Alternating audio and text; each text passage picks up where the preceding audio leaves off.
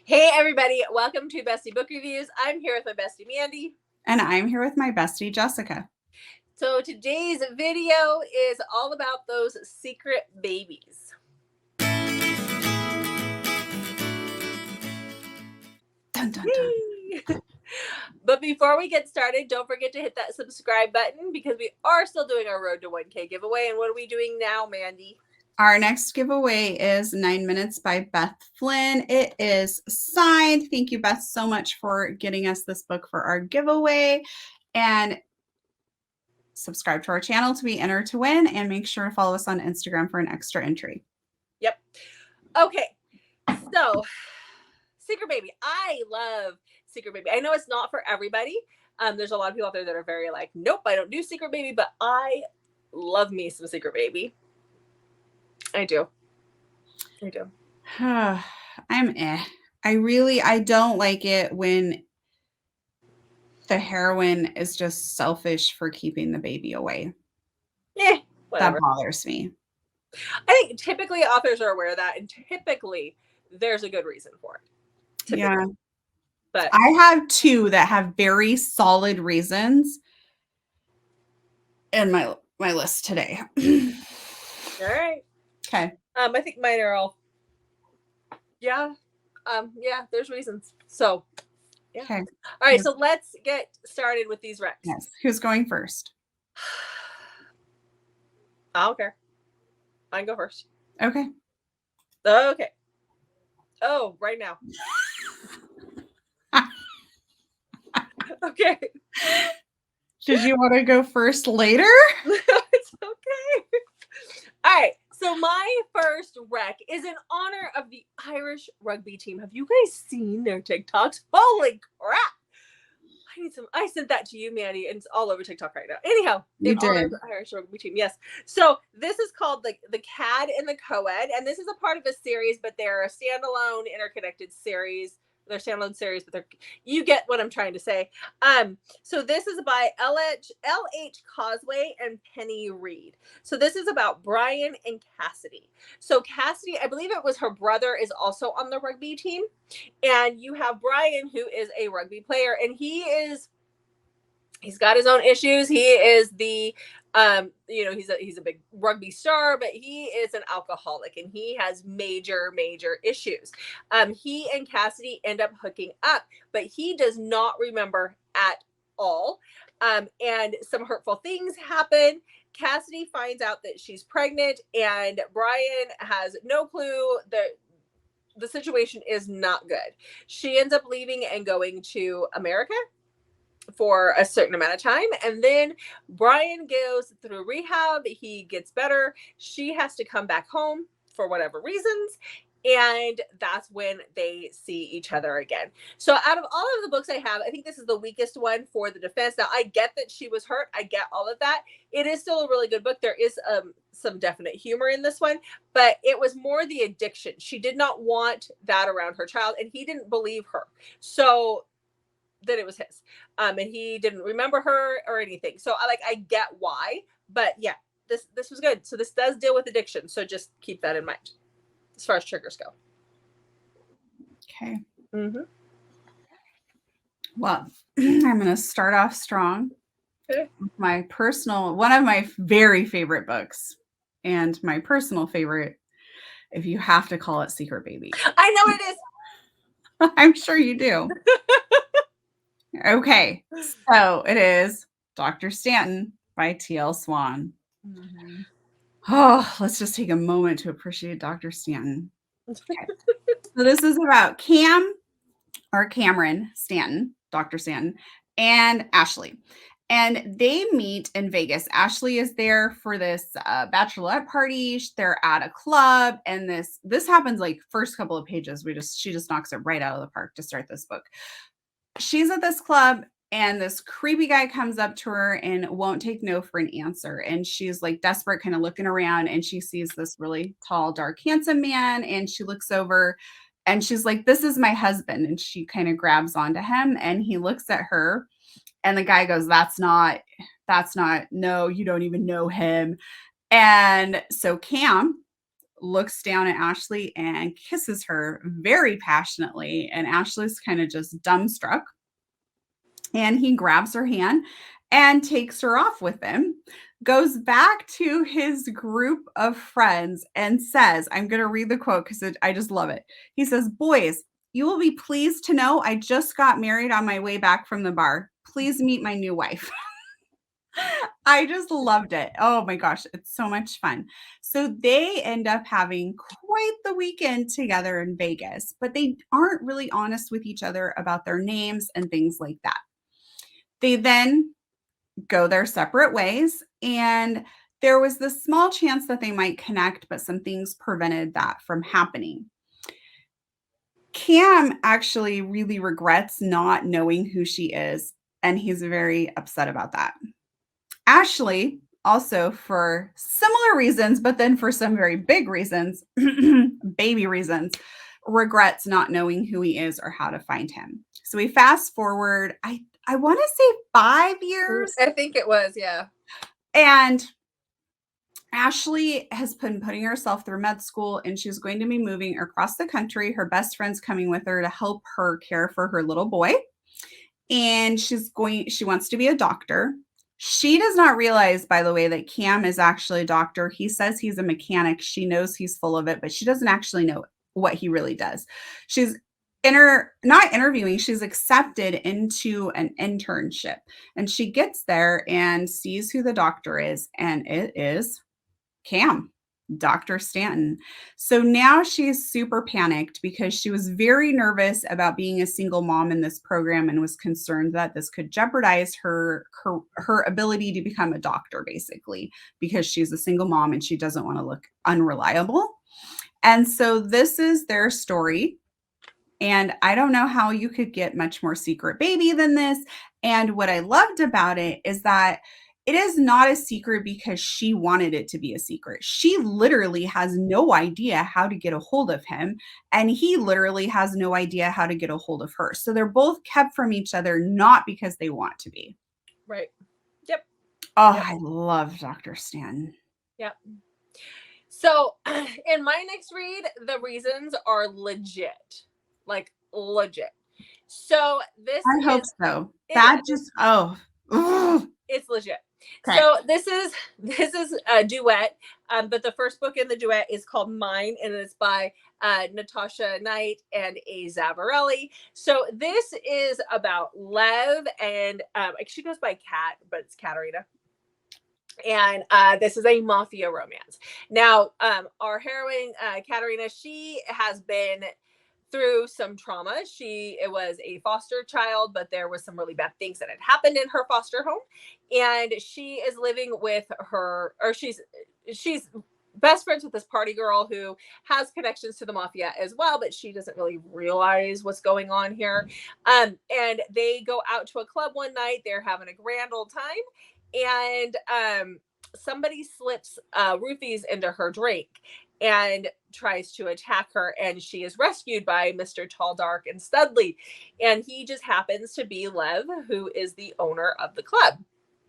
Now, Lev takes her upstairs and to his apartment and lets her sleep it off on the couch, and he gets all the information he needs from her driver's license, and then he sends her home the next morning like nothing happens. But then things start to progress between them. There's a connection, like an instant, there's this chemistry between them. But that best friend, her dad, is into some really bad stuff. And so after Lev and our heroine sleep together, something goes down, and she witnesses it, our heroine. And because of that, she runs and she takes off, not realizing that she is pregnant. Now, Lev can't just let this go because she's been seen. And not only that, his bosses in the mafia want to kill her. They want her because she has witnessed what she's witnessed. And so he goes to find her. And when he goes to find her, when he actually does find her, she has a 4-year-old little boy that looks just like him. So then they go on the run together. Yeah. Okay. Yeah. My next one is a book that you told me to read, and now I'm realizing maybe I should have checked with you to make sure you weren't using this one. Uh-oh. Come Back for Me by Corinne Michaels. Okay, I good. knew you mentioned the other day that you were going to use Corinne Michaels, so I didn't use any. Oh, phew. Okay. Yeah. So, again, very legit reasons because apparently I enjoy reading about nameless hookups in bars. Uh-huh. Okay, so this is about Connor and Ellie, and they meet when they're both not having the greatest time in their life. Big events are happening for both of them. So Connor and Ellie meet at this bar, and they are really attracted to each other, and they agree, no names, we're just going to have a great time. So they have fun, they go to a hotel, and they go their separate ways, and they don't trade any information. Connor goes into the army for the next 8 years. Ellie gets married, has a baby, but it's Connor's baby. Nobody knows that though. She's married, has the baby, and is living a pretty miserable existence. Her husband is awful, he's abusive. And Connor gets out of the military and he is forced to go back home because his dad has passed away, and the Arrowwood boys, which this is a whole series, by the way, about the brothers, have this farm that they need to deal with. And so he goes, and I think he ends up kind of suckered into being the one to go back there and try and get it into some sort of condition to be sold. And there is a cute little neighbor girl. Wait, was it a girl? Yes. Okay. There's a cute little neighbor girl that he meets and it turns out that there's some like drama in her home. He ends up trying to intervene, and voila, it's Ellie. And then some things have to come to light. It was a 5-star read for me. I really, really enjoyed it, but I don't like Secret Baby when there is not solid reasons. I don't like it. That was my very first Corinne Michaels, and then there was like a rabbit hole that I went down after that.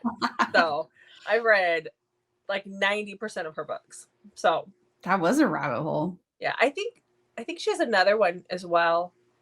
I'm not sure. I think Debney Perry has a few too, but I don't have either one of them on my list. So because I've had them before in the other video that we had.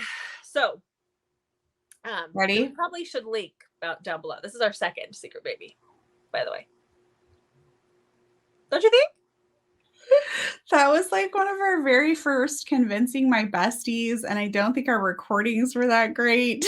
We'll still link it. Watch at your own risk. Let's call it. Let's do that. Here's the thing. You'll know who edited the video based on if it's linked or not. There you go. There you go. Okay. So my next book is probably the most popular book on my list as far as people who've read it, but it's all good. So this is another by Fiona Cole. This is a part of her Voyeur series. Now, I'm going to say that series did not work for me. This is the only book that I really liked in that series, and I think I read the first 4 or 5, and I was like, seriously? I think this is number 4. They can be read as standalones, but this is about a BDSM club. It all centers around it, and like I've said before, BDSM doesn't always work for me. So, whatever. It doesn't matter. But this is about Ian and Karina. So we've seen Karina in other books, and this is her happily ever after. And when this book starts out, she is just getting out of a relationship where she was engaged, and that fell apart. And she gets set up on what we're going to call an unconventional blind date. And on this date, they only know first names. And they end up like banging it out, and I think it's a bathroom or a hallway at the end of this date, and then going their separate ways. So they don't have last names. They don't really know anything about each other. Then 8 months later, Karina is going to a business meeting, and in walks Ian and sees that she's standing there 8 months pregnant. and he's quite the playboy, and there's things that happen, but and she's very independent, and she's very hurt from her other relationship. But so the baby in the situation is not here yet. We're at the very tail end of the pregnancy, but he had no clue, and she thought she was gonna have to do this on her own. And a part of her still wants to do it on her own, because he's quite the playboy. But yeah, this is how they work that out. So yeah, I kind of want to read that now. See, this was my favorite out of all of them. I actually gave this one 5 stars. The other ones were like 3, 3.5, 4. But this one was my favorite, and it's not out of the series. Out of the series, yeah. Okay. But again, it's because it's Secret Baby, and I like Secret Baby, and the fact that the baby wasn't born yet, so he still gets to be a part of that before the baby gets here. Yeah. So I like that. Yeah. Okay. Okay, my next one, she does not have good reasons, Jessica, for the Secret Baby. And I was irritated by that, but I was so captivated by their story. I kept reading. There is a lot of angst in this. So if you are like me and you need good reasons, still try this book out. You kind of have to put aside where she's coming from, but let's talk about it. Okay, so this is called Trading Yesterday, and it's by Kayleen Ames. Hopefully I said that right. And this is about Chase and Tegan. Chase and Tegan have like this amazing relationship. They are so in love. They have their life planned out together. And Tegan finds out she is pregnant. And she is going to tell Chase. And Chase finds out that he is a soccer player, and he just found out that he got picked up for this team in Europe, and he's going to be leaving. His plan is, you're coming with me. We're in love. We're in this, like, you are my it. We are in this for the rest of our lives together. You're coming with me. That is never a doubt in his mind. She feels like if she tells him she's pregnant, that he is going to give up his dreams and eventually resent her. So she decides to not tell him and lets him go, basically, and comes up with a reason not to go with him. And it really frustrated me because he loved her so much. Like, the books, just their love, you really feel it right away. And so I was frustrated that she did not just come clean and tell him, but you can kind of understand where she's coming from. She doesn't want him to give up his dreams. So why they couldn't work through this together, where he could still go off to play soccer and they could still be together, I don't understand. That was my hang up with the book. But let's just shelve that and go on with our lives, okay? So instead, what she does is she stays back, and she ends up confessing to his best friend, who's also one of her very close friends, Jensen, that she is pregnant. She comes from a very strict family, so he offers to pretend to be the baby's dad and marry her. Why they're all doing this, I don't know. So this crushes Chase to find out not only did she not love him like she claimed to and like he thought so, his best friend is now betraying him. She's getting married and having his baby. Like, he is devastated. So we're going to fast forward 6 years later, and she texts him, Chase, I need you. Please come home. That is on the back of the cover, so no spoilers there. And it turns out her daughter, which is also his, Remy, is very sick, and she has leukemia, so they need his bone marrow, and they need to see if he's a match, because she was not and nobody else was. Now, there's other levels of betrayal in this that come out. And so the book, it is a tearjerker. It takes a lot out of you when you're reading it, but I actually really enjoyed it. I just had to put aside that little tiny thing where I really wish she would have just been honest. And they could have worked something out together. That irritated me. I get that. That would drive me nuts too. But yeah. Okay, so there's going to be a theme between that book and this one that I'm going to talk about.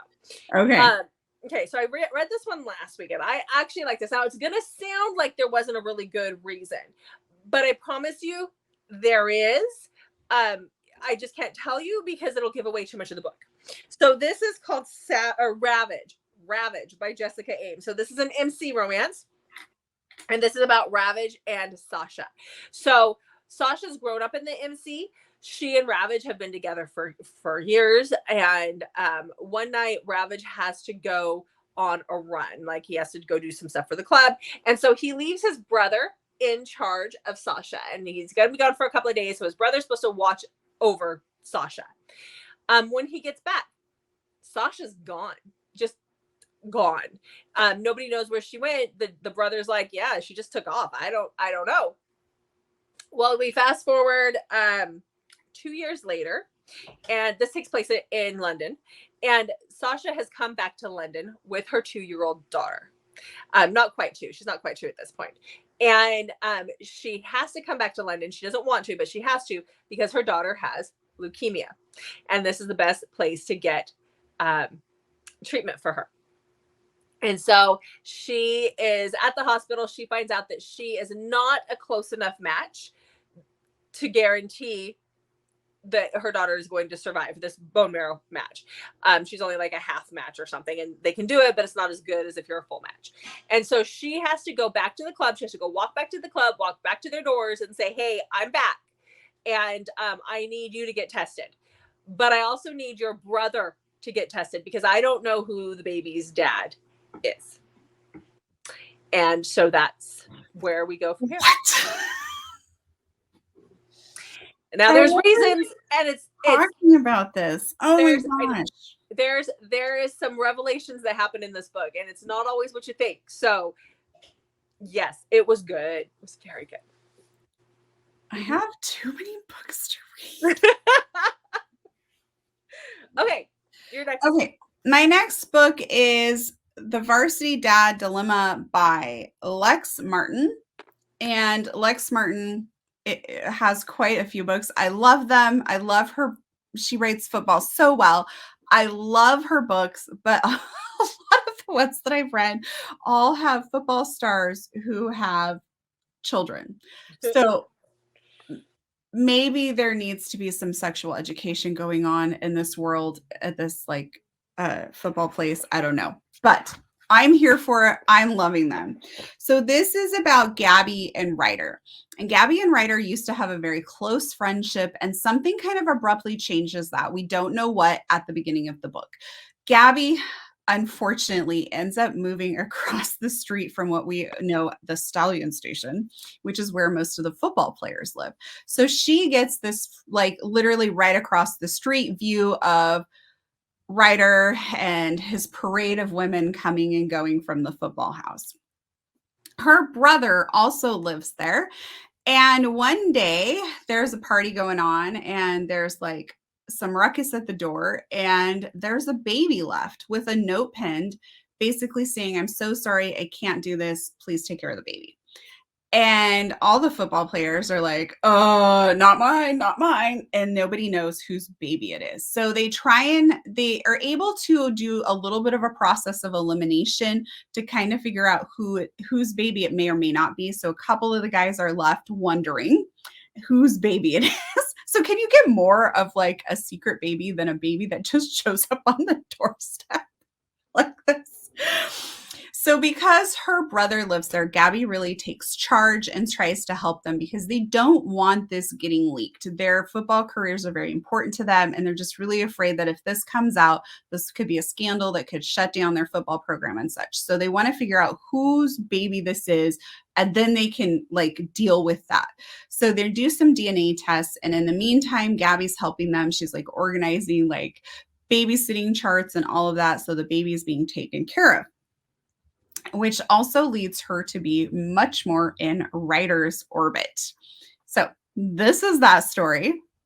I really enjoyed it. It was interesting reading about these like football players, like, no, not my baby, like trying to come to terms with whose baby this might be. And basically who slept with somebody that would do them dirty like this and not tell them that they were pregnant and then just drop the baby off like that. Mm-hmm. Like, and so anyways.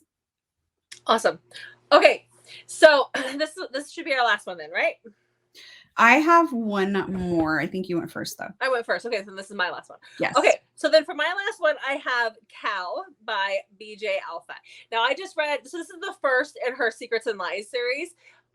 This is about a whole bunch of brothers. It's Irish mafia.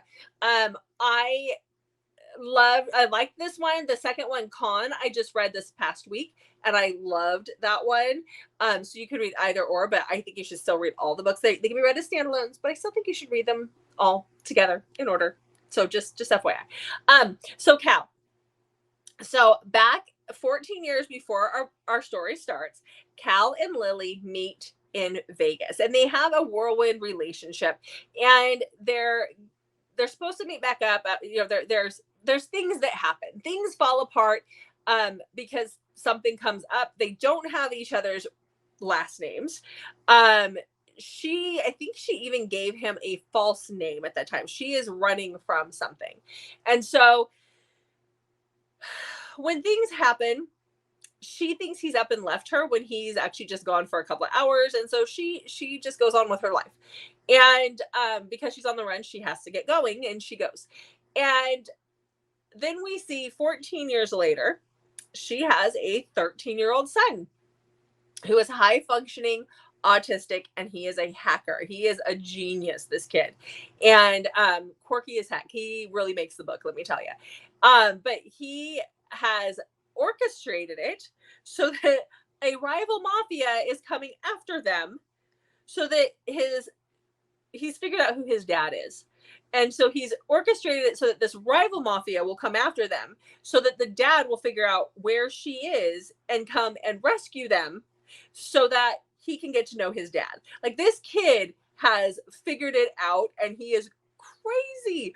And he's managed to like orchestrate this huge situation that's put everybody in danger. And so when Cal shows up and sees Lily again, and then realizes that Reese is his, he's like, yeah, you're coming home with me, and no, you're mine now, period, end of story. So this is their story and how all that plays out. But Reese really makes the story. The kid makes the story. He has a cat that he doesn't even like. The cat shows up in the second book too. It's like the best part of the second book. He doesn't even refer to the cat as pussy, and he insists that everybody refers to the cat as pussy. And he's like, "You want to pet my pussy? You want to pet my hairy pussy?" It is hilarious every time. Yeah, you've been telling me about that book. So good. Yeah, because you get these grown brothers, right? They're all grown men, and they just like stop whatever they're doing when they hear some of the stuff that comes out of Reese's mouth. It's just hilarious. So, yeah, loving the series. Okay, right. Last one. My last one is called Bloody Heart by Sophie Lark. And this one teeters on the maybe it's okay in my realm for Secret Baby. So we have Dante, who is, part of the mafia, and he is doing some business in a hotel. It goes awry, and he makes a very quick exit. And he's in the parking lot and needs to get out of there quick. He sees this car idling, so he hops into it to just get out of there. And as he's driving, he happens to look in the rear view mirror and notice Simone. And so he's like, oh, crap. Did not realize somebody was in this car. He has no idea who she is. And they start kind of talking. And he's like, don't worry. I'm going to stop up here. I'm going to let you out. Like, everything's okay. Like, just needed to get out of there quickly. Did not know you were in the car type situation. And for whatever reason, she's really like attracted to him, has this connection, like this pull to him. And he feels it too. So they end up starting to see each other kind of in secret. And then eventually he takes her around his family. She tries to introduce him to her family, but her family is very like rich and thinks that they're so much better than his family. And so her parents basically kind of forbid the relationship, but she continues to sneak off with him. And she finds out that she's pregnant. And so she goes to meet him at midnight, and she's going to tell him what's happening. He is doing some jobs and it goes awry, and he ends up showing up bloody, but he did not want to be late and leave her at midnight, by herself somewhere. And when she sees him, she kind of freaks out and runs off.